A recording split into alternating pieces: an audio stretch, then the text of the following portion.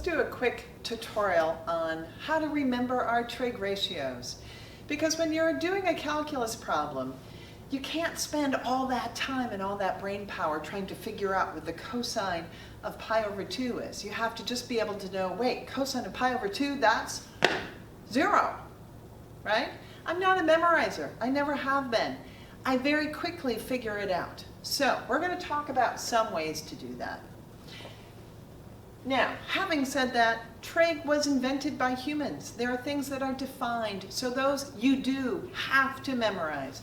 You have to know that the sine of an angle is y over r, opposite over hypotenuse.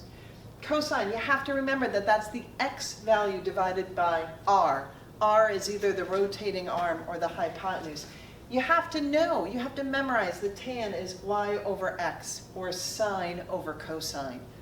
You also have to know the reciprocal trig functions. Cosecant is the reciprocal of sine. Secant, the reciprocal of cosine. Cotan, the reciprocal of tan. In high school, I always remembered that C goes with S and S goes with C. Makes no sense. Cotan and tan, they sound like they go together. You just have to memorize these.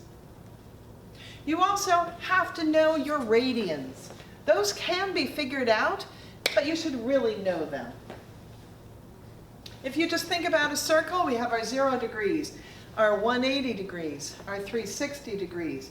If I have a radius of 1, the circumference of that circle is 2 pi. So 2 pi was designated as the radian measure that's equivalent to 360 degrees. Okay? Well, if 2 pi is all the way around, that means 180 is the same as pi. It's as simple as pi. So if this is pi, half of pi, it's got to be 90 degrees.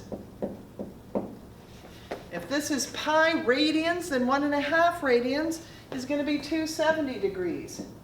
And so on and so on. If this is half of pi, then 1/4 of pi is going to be 45 degrees. 1/4, 2/4, there's 3/4 pi.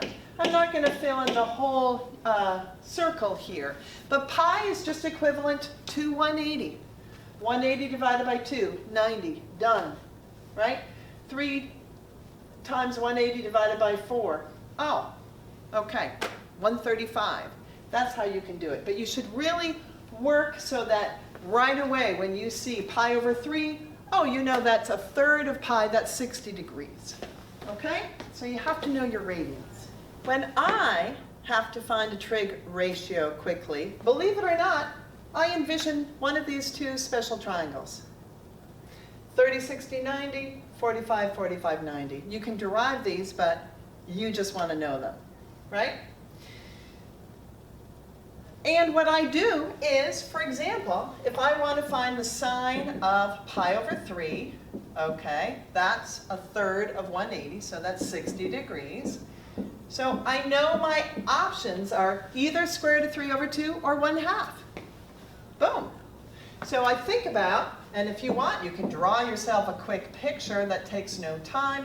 Opposite the big angle is square root of 3. Opposite the 30 degree, the smaller angle is a 1. Your hypotenuse, I call 2. This is just a handy relationship that I like to use. If I'm finding the sine of 60 degrees, sine is y. The y is opposite the bigger angle, so I want the bigger option. Square root of 3 over 2 is bigger than 1/2.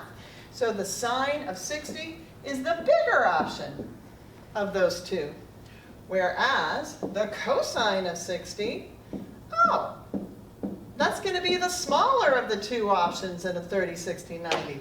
I've got my 60 degree angle, cosine is x. That side is opposite the 30 degrees, so it's going to be smaller. It's going to be the 1/2. When I have pi over 4, that's easy. Sine, cosine is square root of 2 over 2. That's all I have to remember. Some people like just thinking of the pattern. Sine, it's the y's. It starts at 0. Then it's getting bigger and getting bigger and getting at its biggest at 90 degrees, or pi over 2, 1. 0, 1/2, square root of 2 over 2, square root of 3 over 2, and 1. And then it's going to start obviously getting smaller. Okay? Cosine is x, so it starts at its biggest. It starts at 1, then it's getting smaller. Square root of 3 over 2, square root of 2 over 2, 1/2, 0. Do you notice these are exactly the same numbers, just going in the opposite direction? For those of you who like to memorize, this is not too hard to memorize, right? And then tan, you just divide. Y over x, y over x, y over x, y over x. Some of you instead like, we'll come back to that, actually thinking about what I just did, thinking of the graph. Sine starts at 0, then it's getting bigger, 1/2, square root of 2 over 2, square root of 3 over 2, and 1. And then it's getting smaller, sine of pi is 0. And then I'm going to go into my negative region because my y is negative, and then back to 0. Whereas cosine, since it's the x, I'm starting at 1. And it's getting smaller. Square root of 3 over 2, square root of 2 over 2, 1/2, 0, and so on. And of course, some people just like memorizing the unit circle. And again, it looks overwhelming, but you'll see the same numbers over and over again. Sine is just your y. 0, 1/2, square root of 2 over 2, square root of 3 over 2, and 1. And since sine is y, my signs will be positive whenever my y is positive. Now I'm going down into negative land for my y's. And again, it's the same numbers over and over and over again. The only ingredients you have with the special triangles, 0, 1/2, square root of 2 over 2, square root of 3 over 2, and 1. Positive and negative, those are all you have to keep track of. Cosine again is the x. Starting big, getting smaller, getting smaller, getting smaller to 0. And of course now, since it's the x, when I'm in the second quadrant, I'm in the negative region. Staying negative, getting less negative, and then getting bigger again. So some people like envisioning this unit circle. If all else fails, you have the hand. I learned this from Mr. Paley. And here it is. I just did this with degrees. 0 degrees is the thumb, 30 degrees, 45 degrees, 60 degrees, 90 degrees. If you fold down your finger that corresponds with the angle that you're interested in, then this little trick will work. So if I want to find the sine of 60 degrees, I'm going to fold down the ring finger. The sine of 60 degrees will be the square root of the number of fingers above my folded down finger, square root of 3, divided by 2. Sine of 60 is the square root of 3 over 2. All right, let's find the cosine of 60. So cosine of 60, or cosine of pi over 3 radians, fold down the ring finger. It's the square root of the number of fingers below my folded finger, so square root of 1, which is 1, divided by 2. So the cosine of 60 degrees, or pi over 3 radians, is 1/2. Kind of cool.